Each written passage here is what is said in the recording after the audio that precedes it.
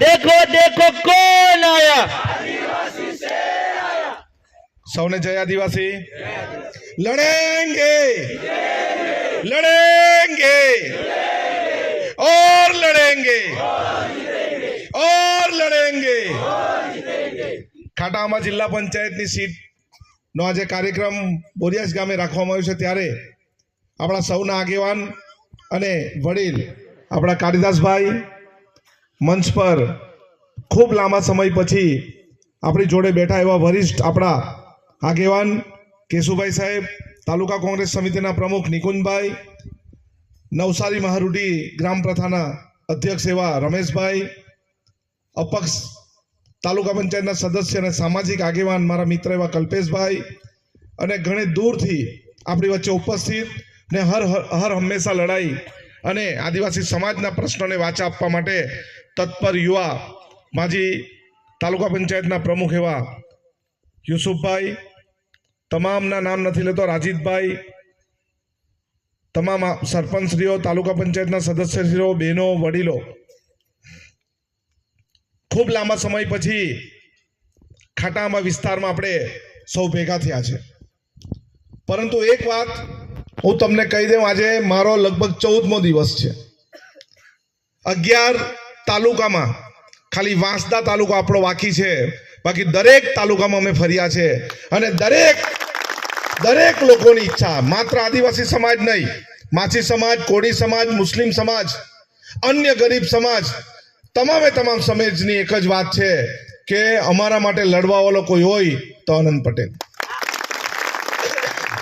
અમે પક્ષ પાર્ટી છોડીને આનંદ પટેલની સાથે રહેશું. ગઈકાલે અમે વઘઈ હતા, વઘઈમાં એમ કીધું કે તમે 11, 11:30, 12 વાગ્યા સુધી કેમ રાહ જોવો છો? તેમની એક જ વાત છે કે પાર Tapi Narmada river link project માટે દિવસ રાત, તાપ, તડકો, વરસાદ વેઠીને અમારી સાથે ઉભા રહ્યા છે. એના માટે અમે રાતભર જાગવું પડે તો જાગશું, પરંતુ રાહ જોશું.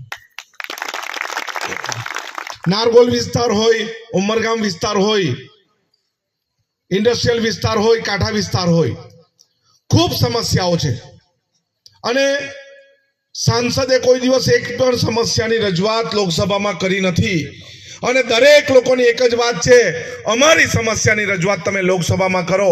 અમારા વિસ્તારમાં દરિયો જમીનને ચીરીને ગામમાં ઘૂસે છે, એ દરિયાનું પ્રોટેક્શન વોલ બનાવો. માછી સમાજનો પ્રશ્ન છે કે અમને જેટી બનાવી આપો. યુવાનોનો પ્રશ્ન છે અમને સ્થાનિક રોજગારી આપો. જે રોજગારી મેળવે છે એનો પ્રશ્ન છે કે 12 કલાક કામ કરીએ છીએ અમે અને 8 કલાકનો પગાર આપે છે, એ અમને પૂરેપૂરો પગાર આપો. કપરાડા વિસ્તારમાં અસ્ટોલ યોજના ફેલ ગઈ છે.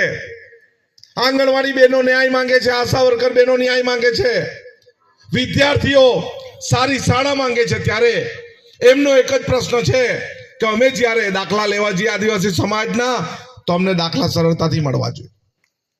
16 જેટલા પુરાવો અમારી પાસે માંગે છે અને જ્યારે CAA એટલે બહાર દેશના લોકોને આપણે ત્યાં લાવવાના હોય તો 2014નો એક જ દાખલો માંગે છે. આપણે જ્યારે આદિવાસી સમાજનો પ્રમાણપત્ર માટે 16 પુરાવા માંગીએ છીએ, ત્યારે બીજા દેશના વતની આપણા દેશમાં આવવું હોય તેના માટે ખાલી 2014નો એક દાખલો માંગે. આપણે જ્યારે પ્રમાણપત્ર લેવા જઈએ ત્યારે આપણી પાસે 1960 પહેલાનો પુરાવો માંગે અને આપણે જ્યારે બીજા દેશના વતનીને આપણા વતની બનાવવાનો ત્યારે માત્ર એક જ પુરાવો માંગે. આ અન્યાય માત્ર આપણી સાથે જ છે. ડાંગ વિસ્તારમાં ફર્યા ત્યારે જોયું કે ત્યાંના લોકોની જળ જંગલ જમીન ના માટે પ્રકૃતિ પૂંજા એ જ એમનો ભગવાન છે. ત્યારે પાણી એમને મળતું નથી, સિંચાઈનું પાણી મળતું નથી, પીવાનું પાણી મળતું નથી, પરંતુ કાગળ પર 311 ગામમાં 2100 કુવાની ફાઇલ પાસ થઈ ગઈ અને બધા પૈસા મંજૂર થઈ ગયા. કુવામાં પાણી નથી. આવી જ સમસ્યા વલસાડના સ્થાનિક લોકોની છે.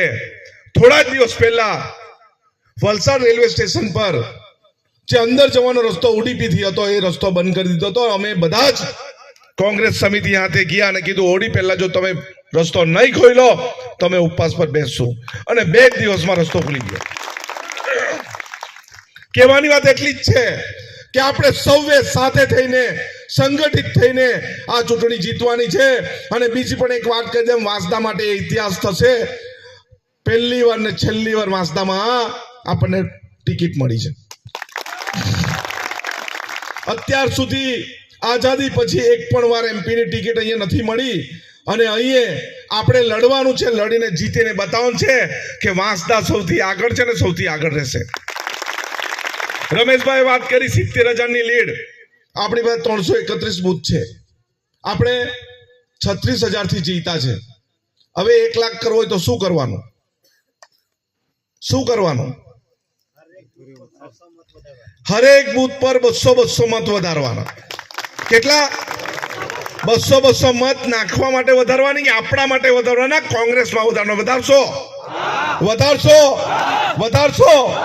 અને બધાને કદાચ નારંગી ગેંગવાળાને સમજાવો કે તમારા માટે કોણ લડે છે. સુરત વાળો લડે કે ઉનાઈ વાળો લડે? વલસાડ વાળો લડે કે વાંસદા વાળો લડે? તો લડવા વાળાને જીતાડવાનો છે અને લેને જ જીતાડીને આગળ વધારવાનો છે. વધારશો ને? વધારશો. હજુ લાંબે જવાનું છે, બધી વાત નથી કરું, પરંતુ મારા માટે વધુ મતદાન કરવાની જવાબદારી કોની છે? કોની છે? બસ બારૂકભાઈ બી આવ્યા છે એટલે અમે બારૂકભાઈને માઇક આપીને હવે આગળ વધવાના છે. સૌનો આભાર. જય આદિવાસી.